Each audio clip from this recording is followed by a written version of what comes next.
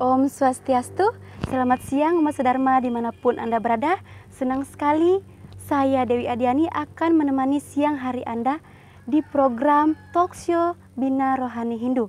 Adapun tema yang akan kami bawakan pada sore hari ini adalah mengenai Hari Raya Pagar Wesi.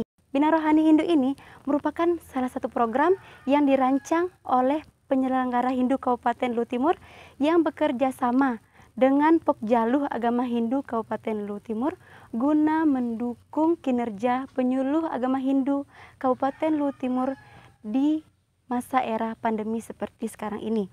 Umat Hindu yang sama berbahagia, hari ini saya tidak sendirian, saya ditemani oleh dua orang narasumber yang akan mengulas secara mendalam apa itu Hari Raya Pagar Wesi, apa-apa saja makna yang terkandung di dalam Hari Raya Pagar Wesi, dan apa saja jenis banten dan upakara yang kita perlukan ketika akan melaksanakan Hari Raya Pagar Wesi. Selanjutnya kita akan berkenalan dengan narasumber pertama kita. Beliau merupakan Ketua Pokjaluh Agama Hindu Kabupaten Luhut Timur, Bapak I Gede Mustika, SAG MSI. Beliau lahir di Jembrana, Bali pada tanggal 11 Januari pada tahun 1972.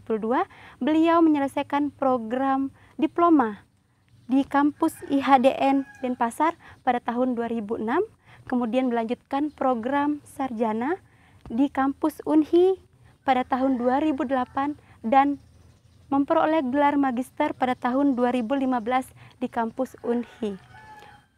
Kemudian beliau menjabat sebagai Sekretaris Paruman Walaka PHDI Kabupaten Luhut Timur, kemudian sebagai Ketua Pokjaluh Agama Hindu Kabupaten Luhut Timur, dan Ketua Lembaga Dharma Dana Batara Guru Kabupaten Luhut Timur.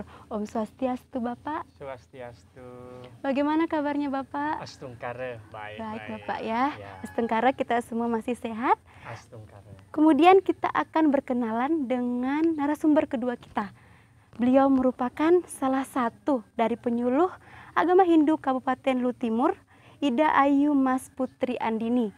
Beliau lahir di Cendana Putih pada tanggal 10 April tahun 1997 dan menyelesaikan program sarjana pada tahun 2018 di kampus Stah Negeri Gede Puja, Mataram.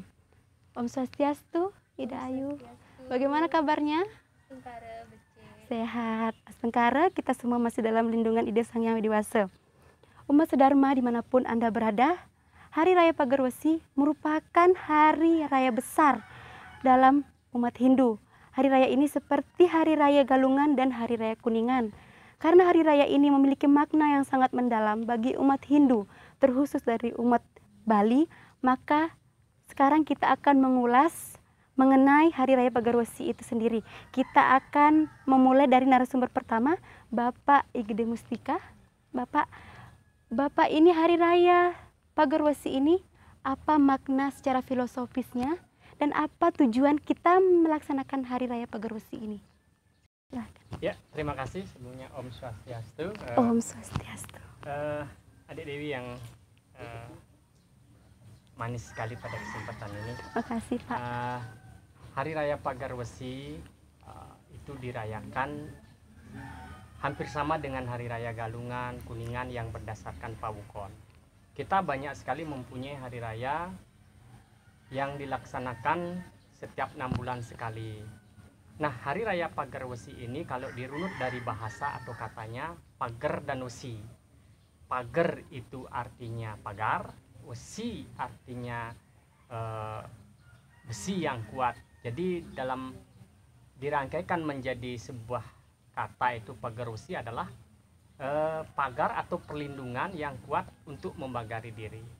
Nah, pada saat Hari Raya Pagar Wesi ini kita sebenarnya runutan daripada Hari Raya Saraswati. Ya nantilah saya jelaskan pada kesempatan berikutnya.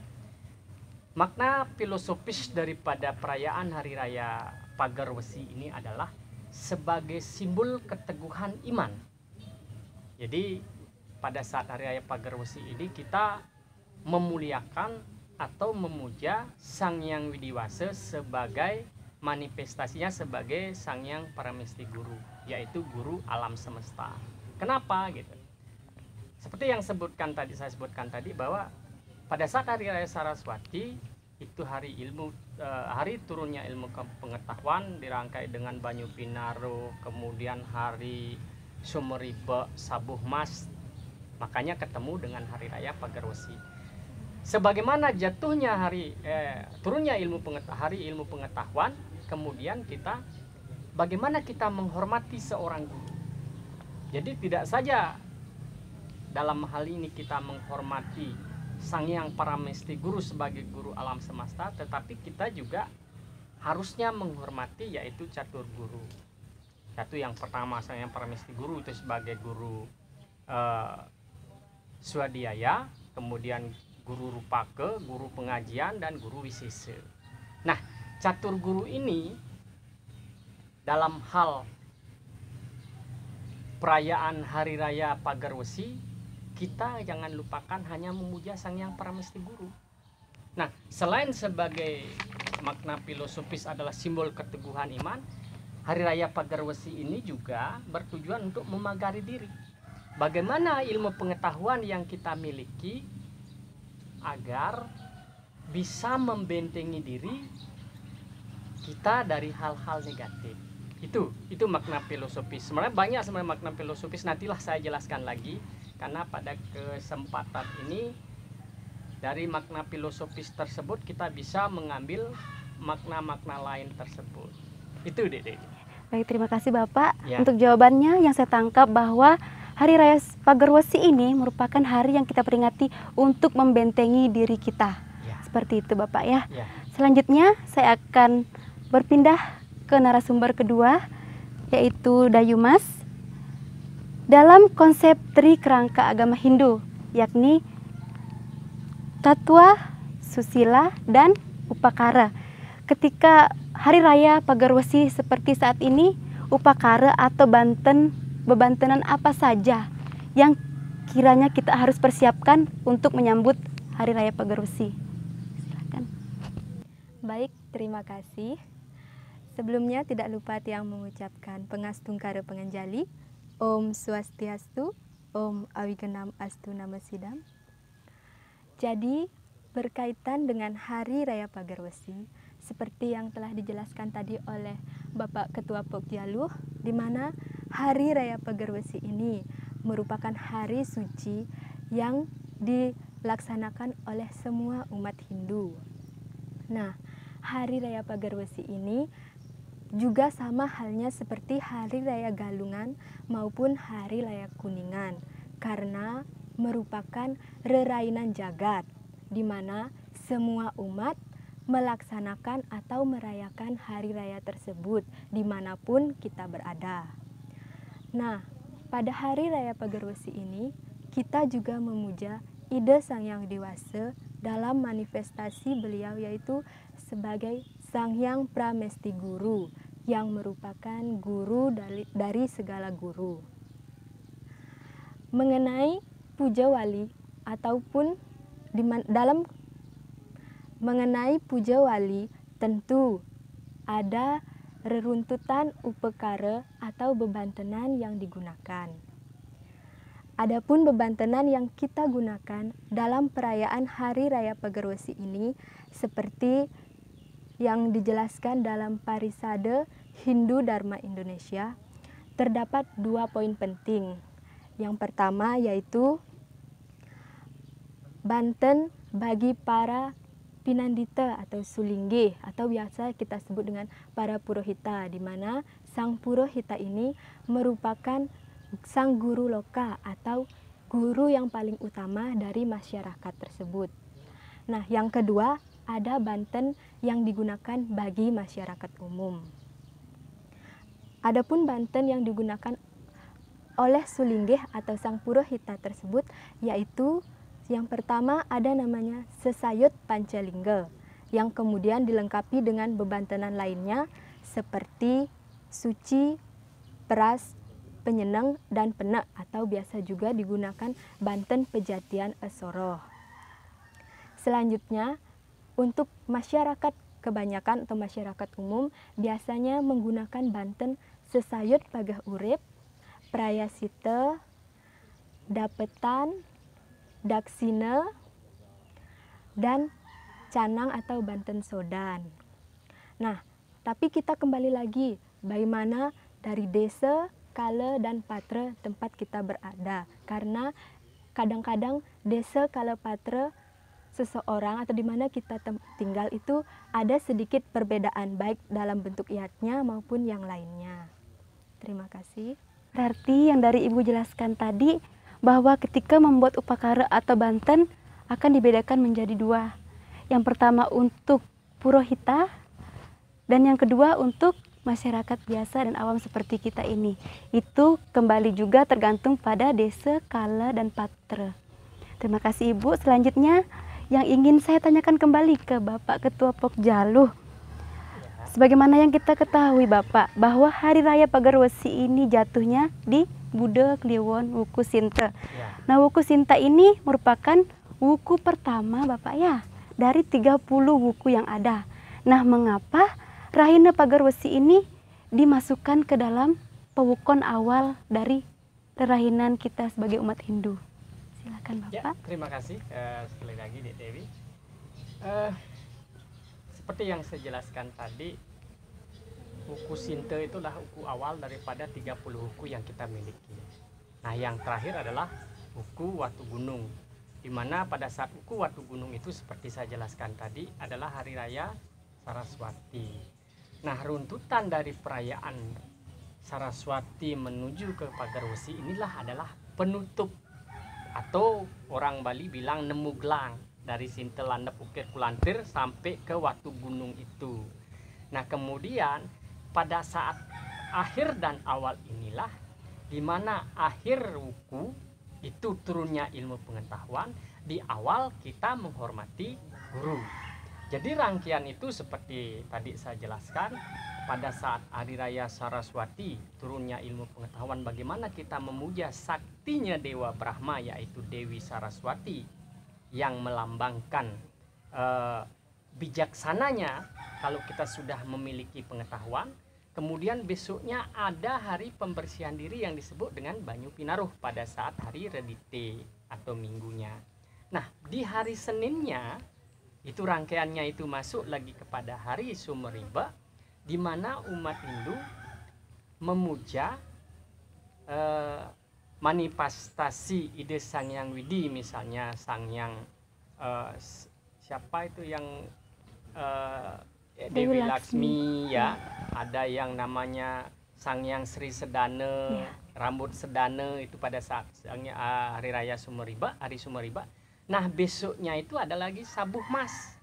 Hari Sabuh Mas ini bagaimana umat Hindu nunas atau memohon supaya ada rezeki datang di Sabuh Mas, rangkaian untuk menjajagi. Kemudian langsung kepada Hari Pagar Wesi. Di saat Hari Pagar Wesi inilah wuku pertama Sinta itu, artinya nemu gelang dia dari Sinta Landep Ukir Kulantir Tolu Gumbrag dan sampai ke Watu Gunung. Di sanalah ada semacam runtutan dari pengetahuan, kemudian dari harta atau barang-barang yang berharga. Kemudian kita sambut bagaimana memanfaatkan pengetahuan, memanfaatkan harta benda ini setelah kita memuja Sang Hyang Paramesti Guru atau guru-guru yang ada seperti catur guru itu. Nah, wuku Sinta ini merupakan awal daripada wuku yang adik saya jelaskan tadi, memiliki makna penting. Makna pentingnya bagaimana kita memuja Sang Hyang Paramesti Guru sebagai guru alam semesta supaya memberikan pengetahuan untuk dimanfaatkan sebagai benteng dalam pagar besi itu, benteng iman kita supaya kita tidak terjerumus ke hal-hal yang negatif. Mungkin seperti itu. Terima kasih Bapak untuk jawabannya. Jadi yang saya tangkap dari jawaban Bapak bahwa rentetan dari Saraswati hingga ketemu di Buda Kliwon Wuku Sinta ini merupakan suatu runtutan yang tidak bisa terputus, Pak ya. Di sanalah nemu gelang dia. Benar. Gitu. Ketika ilmu pengetahuan yang kita peroleh, kemudian kita gunakan ilmu pengetahuan itu untuk membentengi diri kita, untuk membuat diri kita kokoh dari godaan dari luar, seperti itu. Kemudian selanjutnya saya beralih lagi ke narasumber kedua kita. Untuk Ibu Ida Ayu, tadi sudah dijelaskan mengenai banten dan upakara yang diperlukan ketika kita merayakan Hari Raya Pagar Wesi. Nah, yang saya tanyakan, makna dari masing-masing banten itu bagaimana, Ibu? Biar kita lebih memahami, biar tidak dibuat saja tapi kita kurang paham makna dari bebantenan itu. Silakan, Ibu. Baik, terima kasih lagi Tiang ucapkan kepada moderator. Jadi seperti apa yang tadi Tiang sudah sebutkan di awal, bahwa dalam perayaan Hari Raya Pagar Wesi ini ada 2 poin penting, 2 poin pokok bebantenan yang kita gunakan. Nah, tentunya bebantenan tersebut memiliki makna dan tujuan dibuatnya. Adapun makna yang terkandung dalam setiap banten-banten tersebut yaitu yang pertama tadi ada namanya sesayut Pancelingga, di mana sesayut Pancelingga ini dengan inti dari sesayut itu adalah ketupat lingga yang mempunyai makna memohon kepada 5 manifestasi dari Sang Hyang Siwa agar diberikan benteng kekuatan dalam menghadapi kehidupan ini. Nah, selanjutnya yang kedua tadi ada bebantenan suci, peras, penyeneng, dan penek atau biasa juga disebut dengan bebantenan Pejatian Esoroh. Nah, di mana banten Pejatian Esoroh ini berfungsi sebagai sarana untuk memohon kehadapan Ida Sang Hyang Widiwasa agar upacara yang kita lakukan tersebut bisa berjalan dengan lancar dan tanpa hambatan. Di mana banten Pejatian tersebut terdiri dari daksina, di mana daksina ini merupakan lambang dari stana Ida Sang Hyang Widiwasa beserta manifestasinya. Yang kedua ada namanya banten peras. Yang ketiga banten ketipat kelanan, di mana ketipat kelanan ini terdiri dari 6 buah tipat yang merupakan atau melambangkan sadripu tersebut. Nah, jadi dengan adanya banten ketupat tersebut dimohon agar kita dapat menyucikan dan membersihkan sadripu tersebut. Dan yang terakhir ada namanya banten sodan atau ajuman biasa kita juga sebut. Nah, banten sodan di sini memiliki makna sebagai untuk memuja kemuliaan dari Ida Sang Hyang Widi tersebut. Nah, selanjutnya juga ada bebantenan dari masyarakat atau untuk masyarakat pada umumnya. Di situ tadi ada banten sesayut pagah urip, di mana bisa kita lihat dari katanya ada sesayut pagah urip, di mana sesayut ini merupakan banten yang digunakan untuk memohon kerahayuan dan kerahajengan agar hidup kita ini bisa berjalan dengan baik. Kemudian ada yang namanya banten prayasita. Nah, di sini kita mengenal prayasita ini adalah banten yang dapat digunakan baik untuk acara pembersihan dan sebagainya. Nah, banten prayasita ini memiliki makna sebagai penyucian baik itu kesedihan maupun kekotoran yang ada. Selanjutnya ada bebantenan dapetan.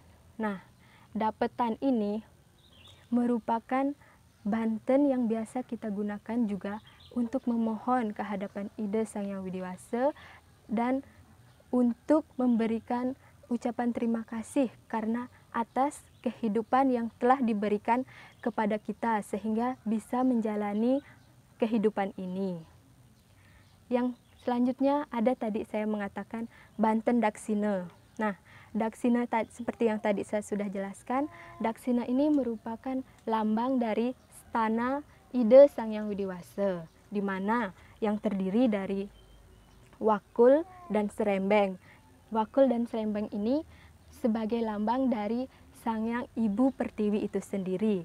Kemudian Di dalamnya diisi dengan tapak dara yang berbentuk seperti swastika yang melambangkan Rua Bineda. Selanjutnya diisi beras gemel atau beras amusti yang melambangkan dari Sangyang Bayu tersebut. Setelah itu diisi dengan pes bolong atau uang bolong yang merupakan simbol dari Windu itu sendiri. Nah, setelah itu kemudian diisi dengan kelapa, di mana kelapa ini sudah dibersihkan dari kulit maupun serabut-serabutnya. Kelapa tersebut melambangkan dari Sangyang Surya. Selanjutnya setelah kelapa, kemudian di atasnya diisi benang tetebusan yang berwarna putih, di mana benang ini melambangkan dari Sangyang Aji Akasa. Kemudian di atasnya tersebut diisi lagi dengan telur bebek, gegantusan, pangi, tingkeh, dan canang. Nah, itulah isi dari Banten Daksina tersebut.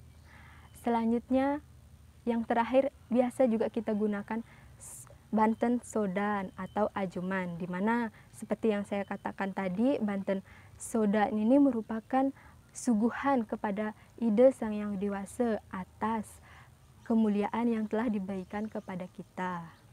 Baik, cukup sekian. Terima kasih Ibu untuk jawabannya. Jadi umat sedharma dimanapun Anda berada, ketika kita sudah mengetahui apa saja upakara yang perlu dipersiapkan, kita juga sudah mengetahui makna di balik persiapan upakara-upakara tersebut.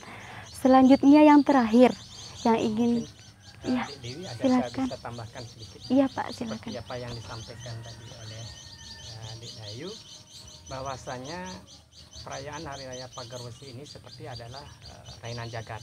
Ya. Nah, kalau kita lihat upakaranya ada yang desa Kalepatra, pelaksanaannya pun seperti itu. Nah, seperti kita lihat di Bali Utara, ya, kalau di Bali itu di Bali Utara, di Buleleng itu perayaan Hari Pagarwesi itu seperti galungan dia. Karena melihat daripada pelaksanaan desa Kalepatra atau desa Mawocara, setiap desa itu berbeda-beda, sama dengan Gianyar. Kalau di Gianyar, Hari Raya Pagarwesi itu bahkan sekolah dan kantor itu diliburkan.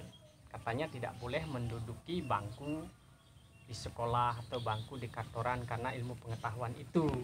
Nah, kalau di Buleleng beda lagi, ya sama persis dengan galungan. Karena itu kalau di Bali Utara perayaannya itu memang besar-besaran seperti rainan jagat, seperti galungan.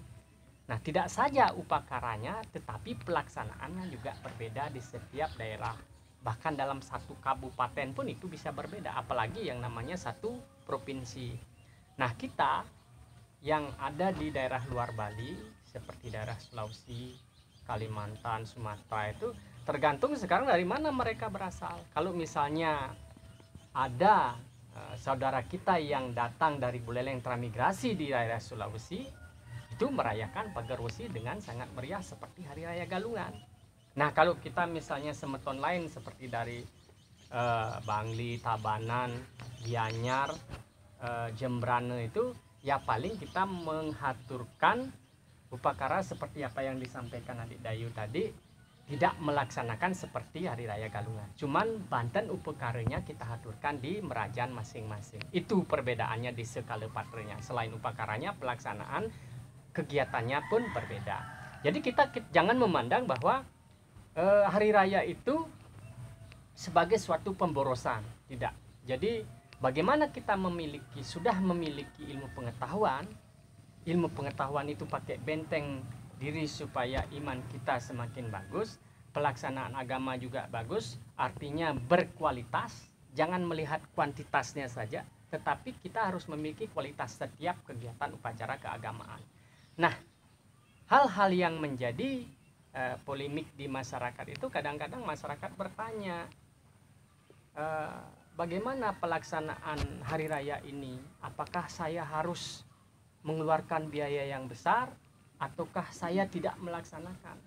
Nah, dalam konsep yatnya yang sering kita jumpai, kita baca di buku-buku, kita baca di internet, konsepnya itu adalah tulus dan ikhlas.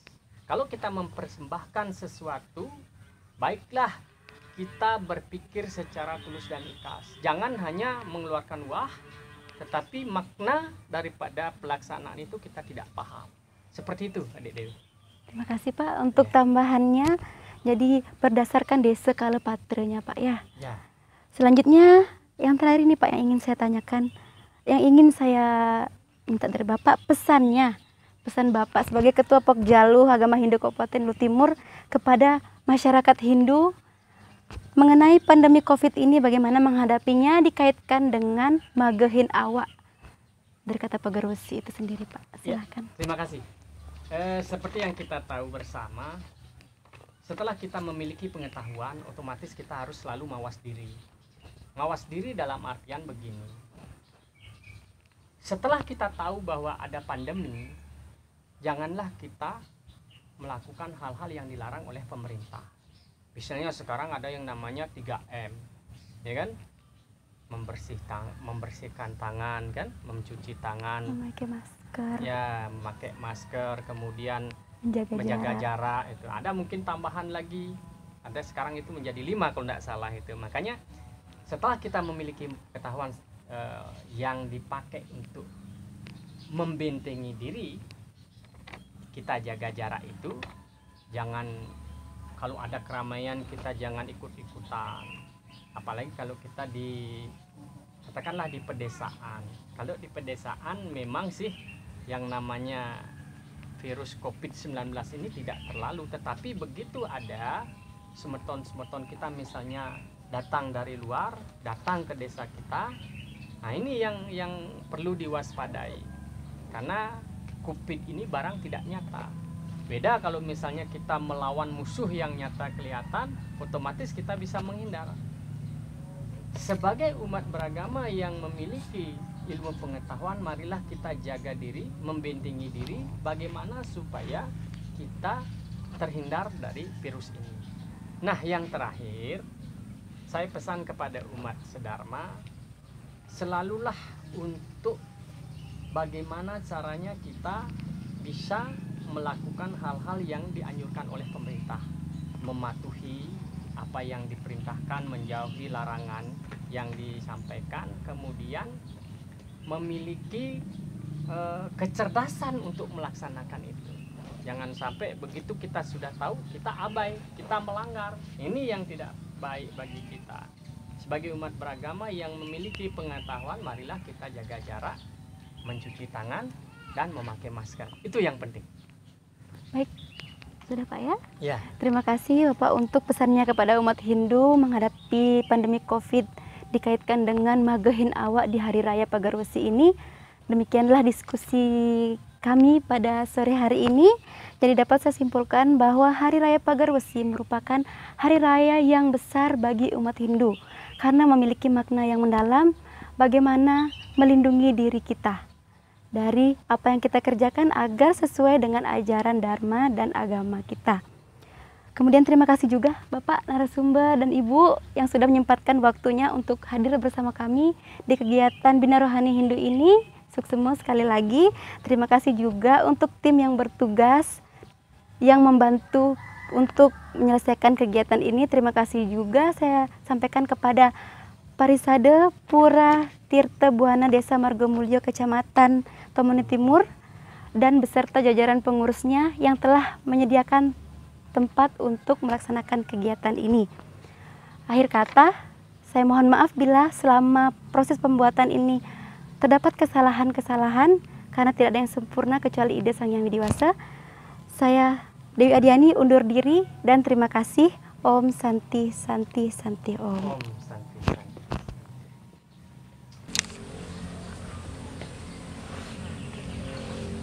Terima kasih kepada umat yang telah meluangkan waktunya untuk menyaksikan kegiatan Bina Rohani Hindu, penyelenggara Hindu Kementerian Agama Luhut Timur bekerja sama dengan Pokjalu Agama Hindu Kabupaten Luhut Timur.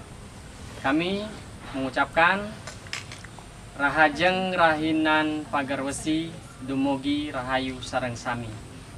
Rekaman ini dilaksanakan di Pura Tirta Buana, Desa Margomulyo, Kecamatan Tomoni Timur, Kabupaten Luhut Timur, Sulawesi Selatan. Desa Margomulyo mayoritas kerama atau semeton datang dari desa Tampak Siring di Bali. Dan dusun ini bernama Dusun Tampak Siring. Kami hidup dengan damai di daerah transmigrasi. Om Santi, Santi, Santi Om.